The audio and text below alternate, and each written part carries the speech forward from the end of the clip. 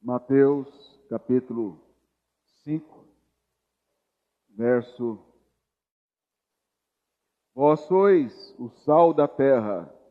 Ora, se o sal vier a ser insípido, como lhe restaurar o sabor?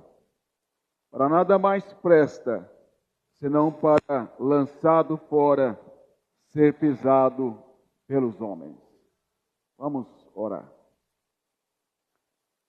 Senhor nosso Deus, somos gratos por ter nos alcançado com o Evangelho, transformado a nossa mente para ouvir e entender e ser aplicado ao nosso coração pelo Teu Espírito.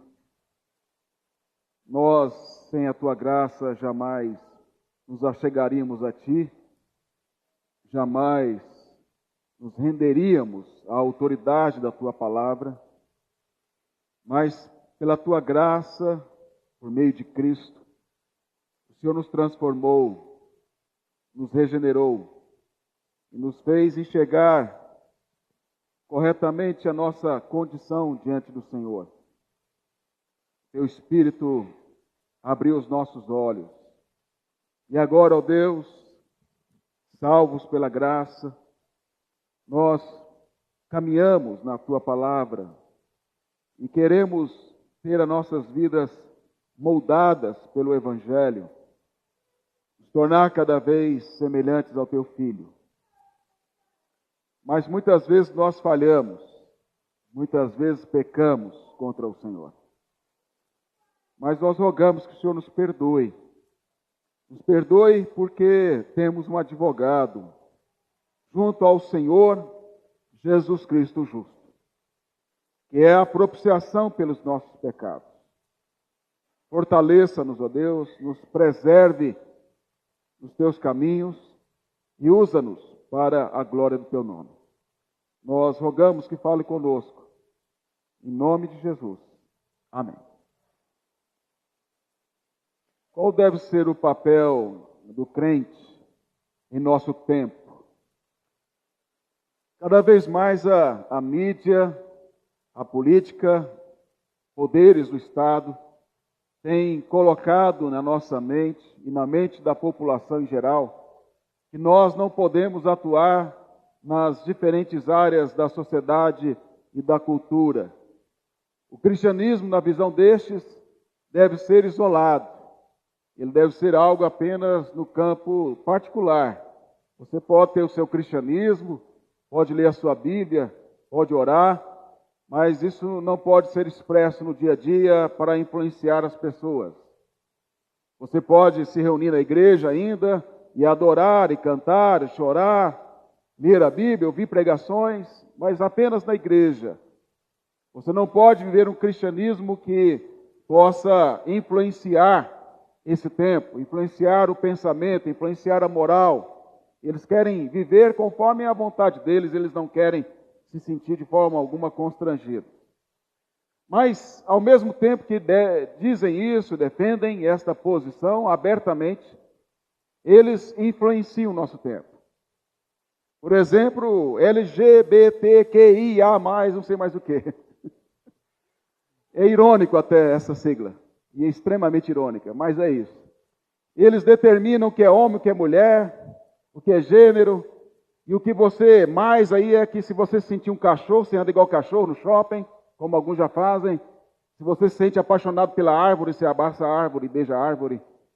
Se você se sente apaixonado por uma bicicleta, você casa com a bicicleta. Se você sente alguma coisa, você pode ser o que você quiser. Então esse mais é para dar essa abertura a qualquer coisa ou qualquer sentimento ou identidade que você queira ter. Então isso vai determinando através da arte, através da suposta ciência, através da mídia.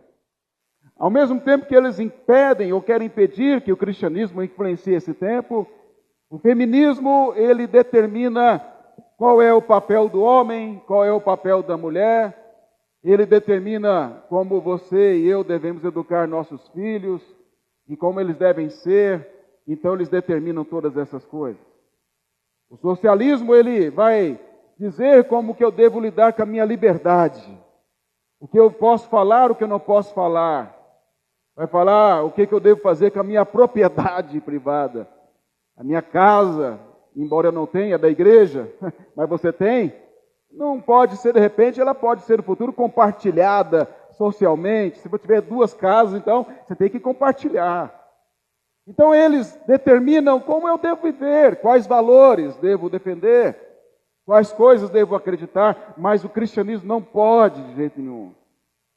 E ao mesmo tempo que isso ocorre, nós vemos que muitos crentes vivem assim, eles se acomodaram a isso. E eles entregaram tudo isso a esses ímpios.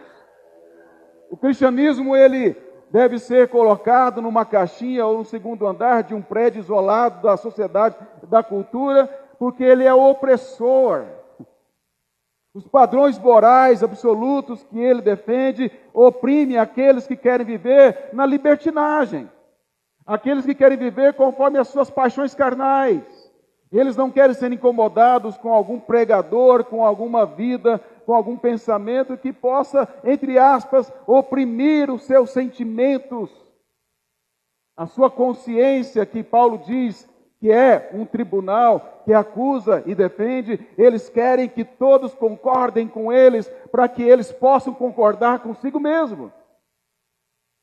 Mas quando nós olhamos para o cristianismo expresso pela Escritura, em especial pelo Sermão do Monte, nós vemos que não há lugar para covardia, não há lugar para neutralidade para o cristão, não há lugar para se acovardar diante das perseguições, como ele disse nas bem-aventuranças, aí no final nós já vimos. Não há motivo, mas há motivo de alegria, há motivo de regozijo, há motivo de coragem para enfrentar estas oposições.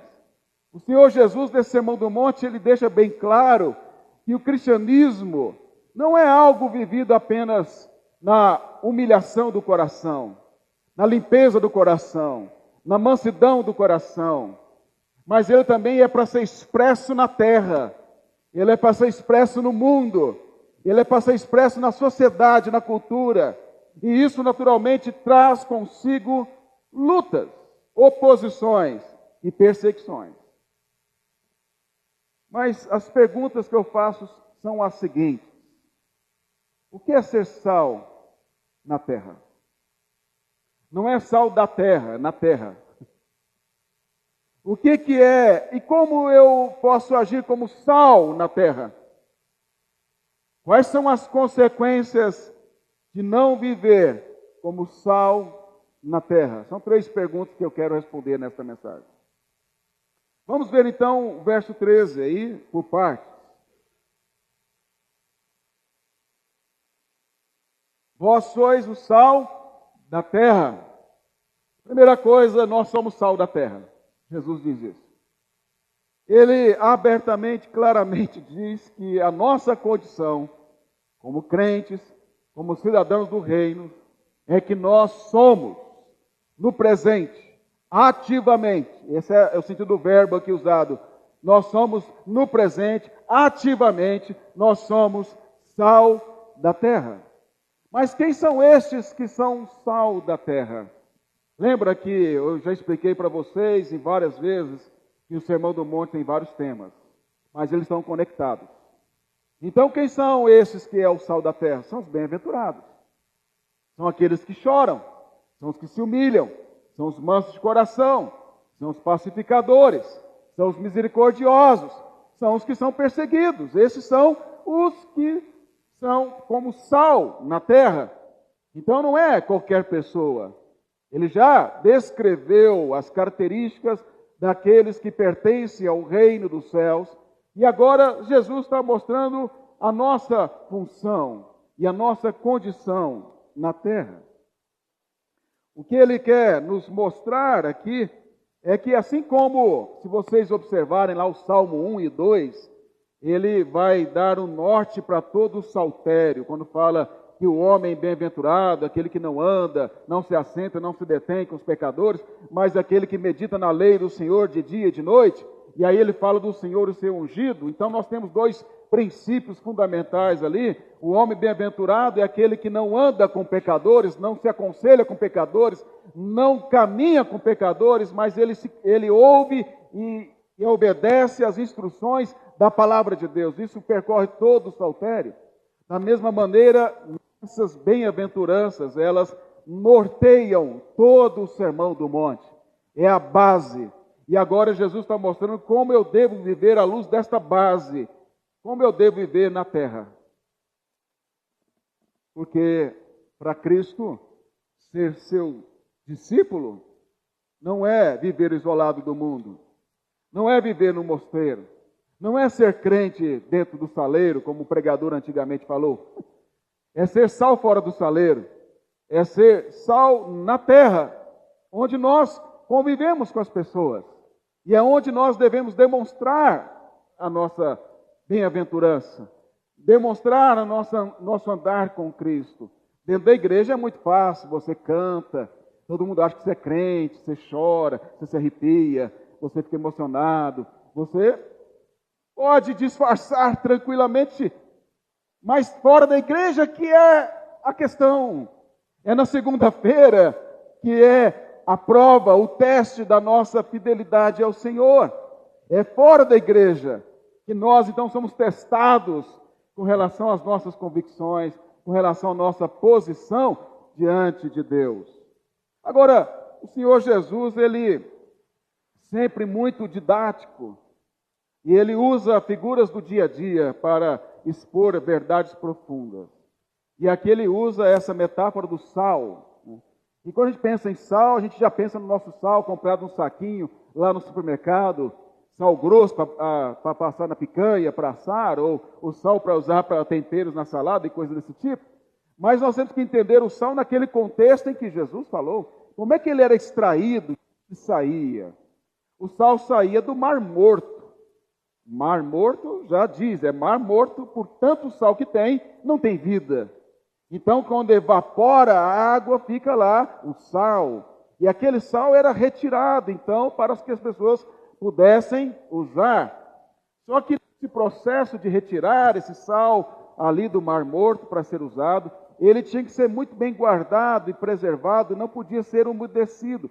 Se ele ficasse umedecido, ele perderia a sua função, ele seria sem os atributos da sanalidade, então não serviria para temperar nada. Ele não serviria, por exemplo, para ser colocado nas plantas, ele mataria as plantas, ele não poderia ser colocado nem sequer com esterco, porque também iria prejudicar as plantações. Então a única coisa que podia fazer com o sal, quando ele perdia o seu sabor, se tornava insípido, era lançar na rua, onde as pessoas passavam e elas então pisavam nesse sal. Então, quando nós olhamos aqui, esta é uma ideia muito clara para aqueles que estavam ouvindo o Senhor Jesus. Ele usa essa ideia do sal justamente para exemplificar o que ele quer dizer com a nossa identidade, com o nosso caráter, a nossa função dentro na terra. Quando nós vemos aqui ele dizendo, vós sois o sal da terra, essa palavra terra pode ser usada de várias formas. Por exemplo, no verso 5, ele fala, bem-aventurados os mansos, porque herdarão a terra que é terra mesmo, novos céus e nova terra. Mas aqui não. Terra aqui são as pessoas. Terra aqui é a humanidade. Então ele está dizendo, vocês são sal na sociedade. Vocês são sal na cultura. Numa humanidade caída. Vocês são chamados e vocês devem ser sal em meio a pessoas que odeiam a mim e odeiam meu Pai.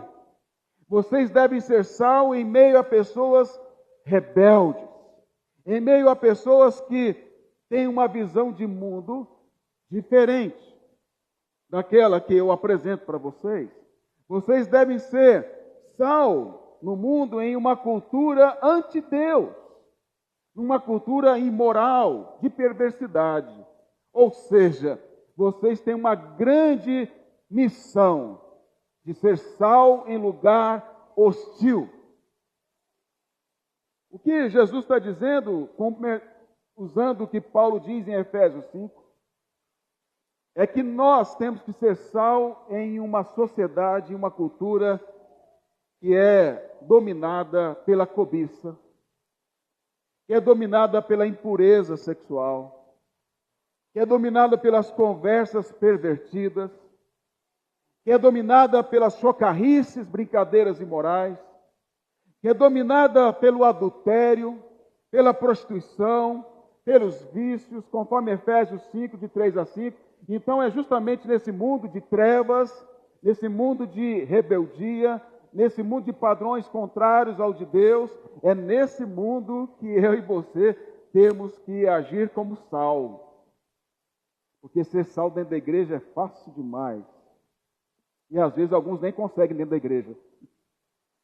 Mas ser fora da igreja é o grande desafio. E então Jesus mostra com esta ideia, com esta imagem do sal, alguns aspectos que envolvem a função do sal. Assim como na época dele, hoje também, mas primeiro na época do Senhor Jesus. O sal era usado para a preservação de alimentos.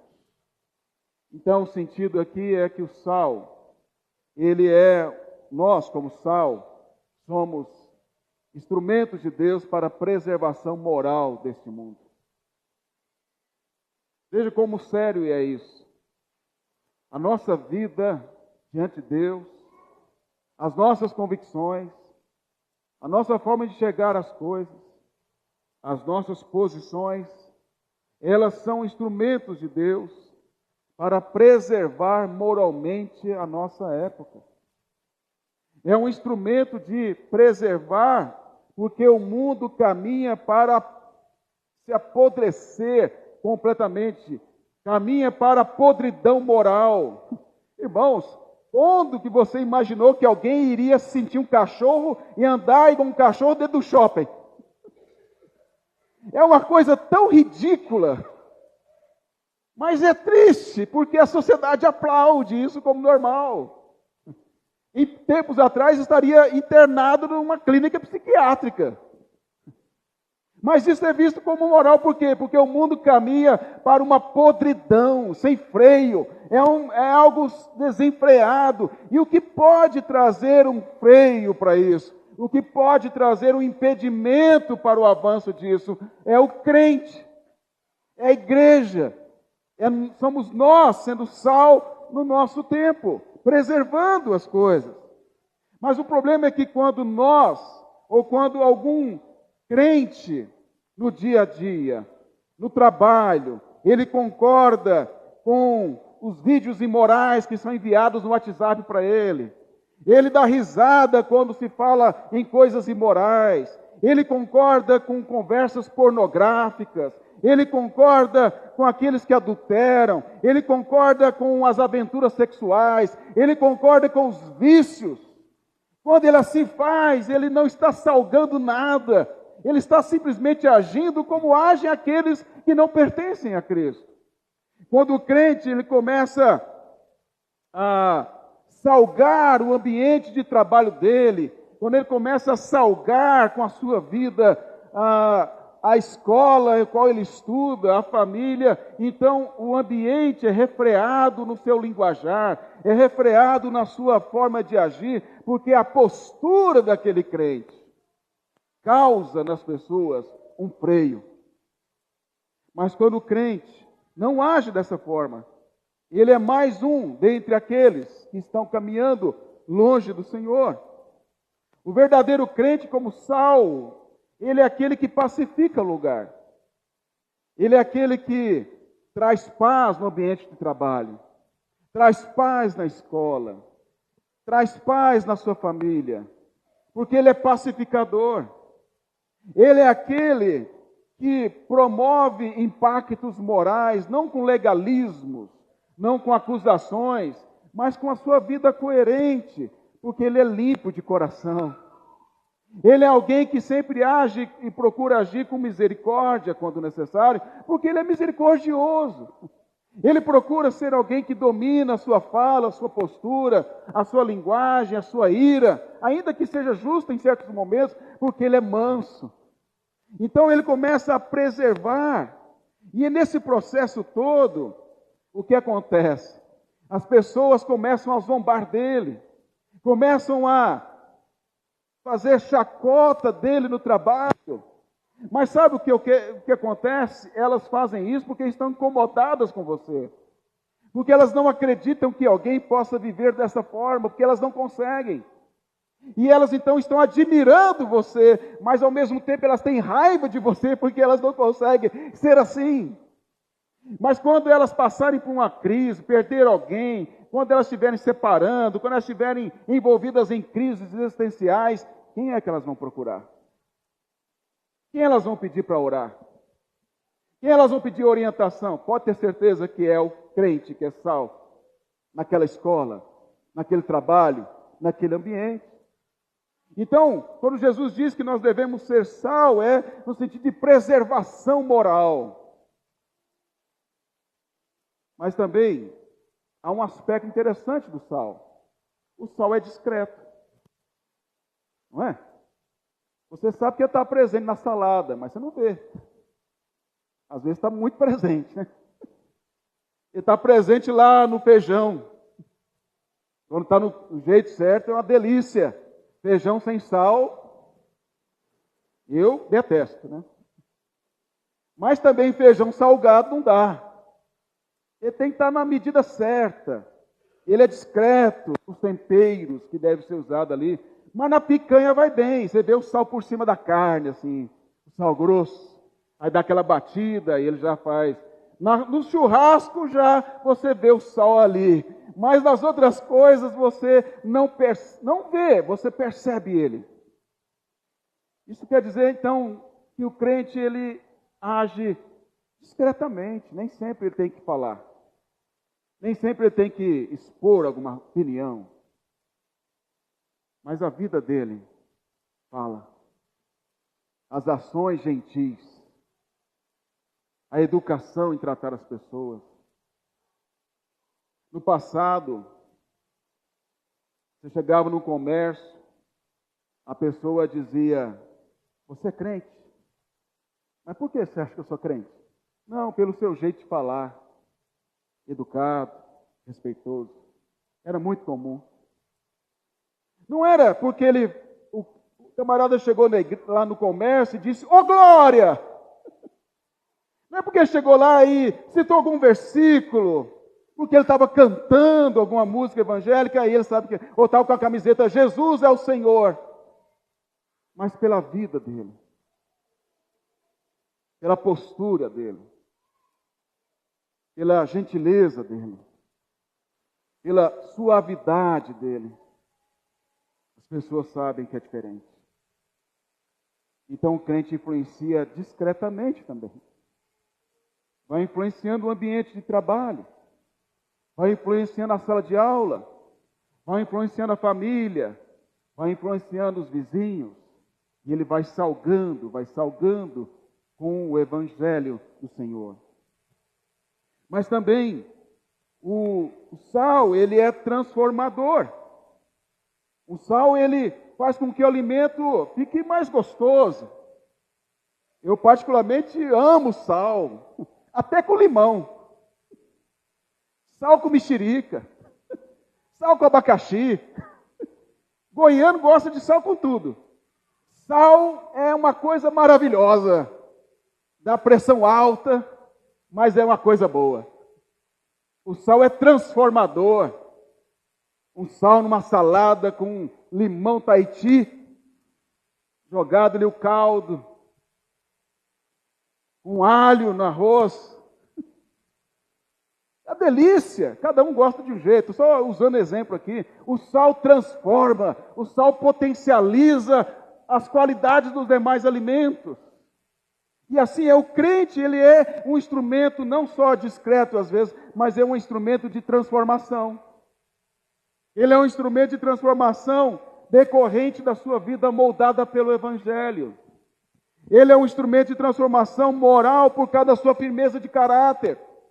Ele é um instrumento de transformação intelectual no meio acadêmico, porque ele enxerga as coisas como elas são verdadeiramente. Ele é um instrumento de transformação e deve ser na política, na ciência, na filosofia, em todas as áreas, porque Deus o chamou para ser um elemento transformador.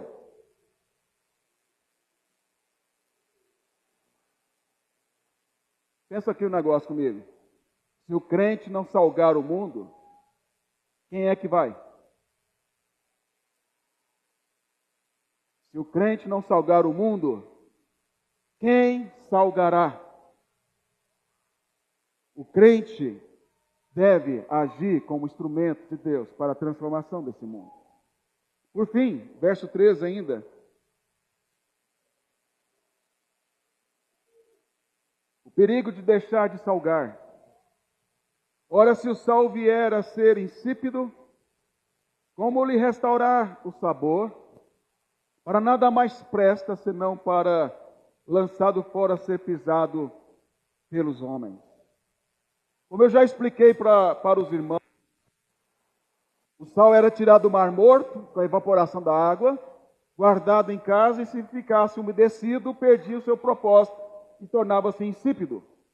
E era jogado na estrada, era jogado nos degraus do templo, às vezes, era jogado para ser pisado pelos homens, não tinha mais propósito, não serve para nada. É isso que Jesus está dizendo, não serve para nada. Aí eu lembrei, e o João sabe mais do que eu isso, muito mais, né? Eu só sei do mau cheiro e do que é usado lá. As usinas aqui, em Limeira, às vezes a gente tem aquele cheiro ruim no ar aqui. E aquilo é fruto de um produto. Após fazer a destilação, fica lá o restilo. E aí eu pesquisei e descobri para cada 1 litro de álcool produzido, 12 litros de restilo. E aquilo não serve para nada. E joga na estrada. E aquilo fede. Quando você passa de bike, aquilo gruda na bike, na roupa. É fedido demais. Mas serve para pavimentar lá, para os caminhões passarem. Serve para dar uma compactada, eu acho que é isso, dentro, na estrada, de chão, para que seja ali usado pela própria usina. Mas o fato é que o restilo não serve para nada além disso. Só serve para passar por cima caminhão, carro, bike, pessoas caminhando e correndo. Assim também é o sal nesse contexto aqui. Se ele fosse umedecido, não servia para nada. Só não tinha mau cheiro, eu acho. Mas não servia para nada, a não ser para ser pisado pelos homens. O que isso quer dizer, irmãos? É que se aquele que diz que é crente não é sal na terra, ele não serve para nada. Forte, não é? Quem disse isso? Jesus. Não serve para nada. Não tem propósito de vida. Não se identifica com Cristo. Não é bem-aventurado. Se ele não é sal no seu ambiente familiar, se ele não é sal na sua empresa, se ele não é sal na escola, se ele não é sal no ambiente da sociedade e da cultura, se ele é influenciado pelo tempo e não influenciado pelo Evangelho, não influenciador do seu tempo, se ele não utiliza da sua visão de mundo, do seu caráter, da sua firmeza, das oportunidades certas para poder salgar onde ele está, ser impacto naquele lugar, transformar aquele lugar, Jesus diz que ele não serve para nada. Se ele concorda com todos os padrões morais do seu tempo, que são contrários ao do Evangelho, ele não serve para nada. Ele é restilo, ele é pisado pelos homens, ele é ímpio, ele concorda com aquilo que é contra Deus. O crente é chamado para ser um purificador moral. em ambientes onde os padrões morais são baixos. Você é chamado para ser purificador moral, onde padrões morais são instáveis. Você é chamado para ser um purificador moral, onde nem tem padrões morais.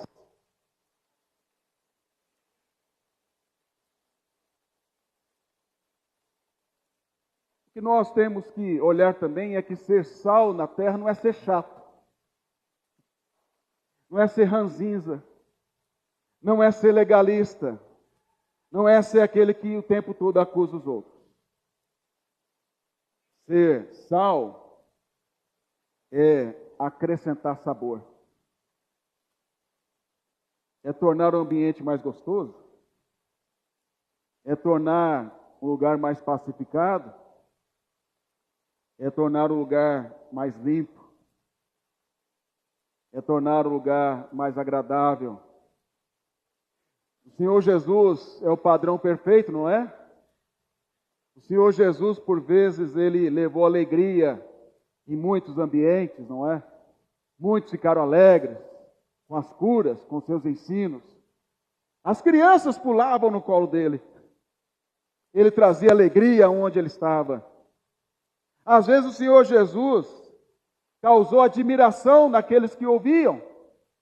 Eles ficaram maravilhados, como o Sermão do Monte no final diz que eles ficaram admirados porque ele falava com autoridade, não como os escribas e fariseus. O Senhor Jesus em alguns momentos causou constrangimento moral ou causou arrependimento naqueles que estavam errados, falando com amor, mas com firmeza, que aquela pessoa estava errada.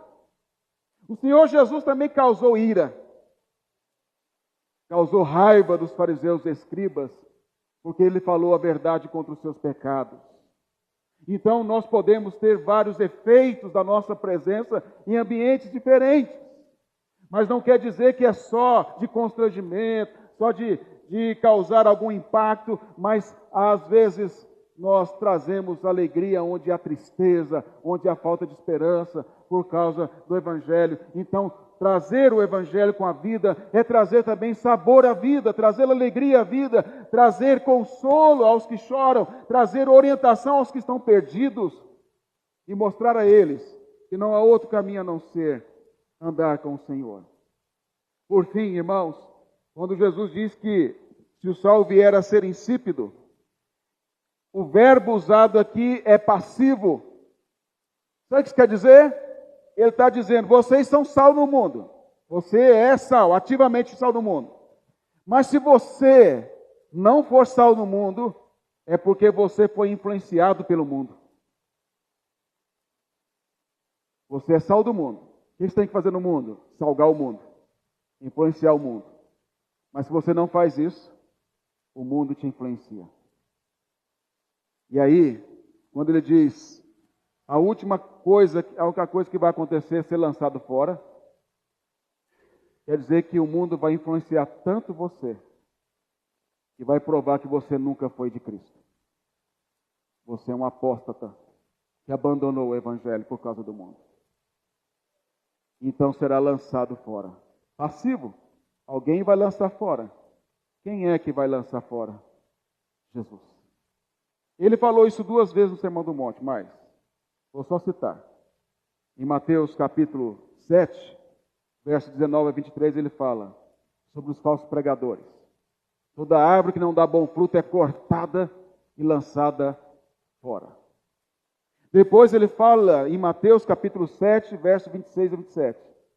Aqueles que ouvem a palavra e não as praticam. É como uma casa destruída. Lançado fora, cortado da árvore, casa destruída. É alguém que não se tornou, ou que se tornou insípido. Perdeu o seu sabor. Aquelas perguntas que eu fiz no início, respondendo para terminarmos. O que é ser sal na terra? É ser bem-aventurado. É ser um cidadão do reino dos céus. É ser um verdadeiro discípulo de Cristo. Como agir como sal na terra? Influenciando o mundo com a visão do Evangelho, com a nossa vida e com o caráter transformado, e com a pregação evangelística também. Consequências. Quais são as consequências de não ser sal na terra? Será lançado fora, rejeitado pelo Pai. Quem não confessar Jesus diante dos homens, ele não confessará diante do Pai. Mateus 10, 32 a 33. Aplicando, irmãos, ser sal e luz do mundo implica em caminharmos em um mundo de podridão moral. Tenha entendimento disso. Você está no mundo podre. Você está no mundo podre moralmente. E a única forma desse mundo podre, ou caminhando para a podridão absoluta, ser refreado, é com a sua vida transformada. É com a nossa vida refreando o mal. A começar de onde você convive. A começar dos seus relacionamentos. Nós aprendemos que não há possibilidade, irmãos, para neutralidade do crente. Ele não pode ser um agente secreto. Ele tem que ser conhecido na empresa como crente. Ele tem que ser conhecido no trabalho, na escola como crente. Ele tem que ser conhecido na família como crente. Não sendo um crente chato, como já expliquei, mas aquele que tem posição firme. Que sabe o que é certo. E sabe a quem tem servido. As pessoas que trabalham com você, elas se sentem à vontade de falar coisas maliciosas perto de você? Se elas sentem, é porque você deixa elas se sentirem à vontade. Elas gostam de mandar aqueles vídeos para você? Elas gostam de falar de coisas imorais para você? E quando você ouve, você concorda e dá risada? Você acha normal o aborto, o adultério, os vícios, a pornografia, a homossexualidade, o casamento separado, educação de filhos, ideologias, feminismo e assim por diante? Você acha tudo normal? Possível. Você perdeu o sabor. É possível. Se tornou umedecido pelo mundo. E o fim disso não é bom. Por fim, quem é você?